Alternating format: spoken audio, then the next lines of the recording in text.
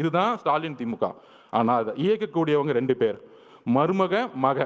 எனக்கு அங்கே தெரியும் என்ன சிஸ்டம்னு எனக்கு தெரியும். நான் அடிக்க முடியும். உன் டிஎன்ஏ எனக்கு தெரியும், என்ன தப்பு பண்ணுவீங்கன்னு எனக்கு தெரியும். எம்ஜிஆருக்கு அப்புறம் அந்த கட்சியை தெரிஞ்ச ஒரு ஆள் நான் தான்.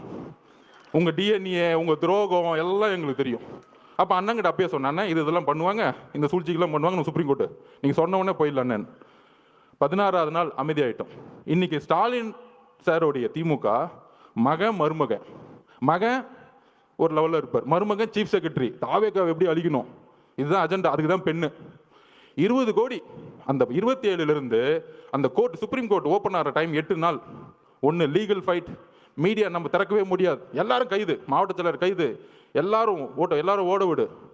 அன்னைக்கு காலைல நிர்மல்குமார் அவர்கள் உயர் நீதிமன்றத்தில் போய் மென்ஷன் பண்ணார். இன்னைக்கு 28ஆம் தேதி சண்டே மார்னிங் அறிவு சார் எல்லாரும் போய் ஐயா உயர் நீதிமன்றத்தில் போய் ஐயா தப்பு நடந்திருக்கு, போஸ்ட்மார்ட்டம் அவசரமாக பண்ணிக்கிட்டு இருக்காங்கன்னு ஒரு மனுவை கொடுக்குறாரு. அவர்கிட்ட பேசுகிறார் நிர்மல்குமார் அவர்கள். காலங்காலத்தில் நாங்களே வந்து தலைவர்கிட்ட சொல்லிட்டு அண்ணா தப்பு நடக்குதுன்னு நம்ம. ஆனால் அன்னைக்கு அந்த கேஸ் எடுக்கலை. உயர்நீதிமன்றம் வெக்கேஷன் கோர்ட்டில் ஆயிடுச்சு. எல்லா தகவலையும் சொன்னோம். அந்த ஒரு வாரம் நீதித்துறைக்கும் போக முடியல, மீடியாக்கிட்டையும் போக முடியல. ஏன் மீடியாட்ட போக கூட அவங்க மட்டும்தான் பேசுறது கேட்கணும்.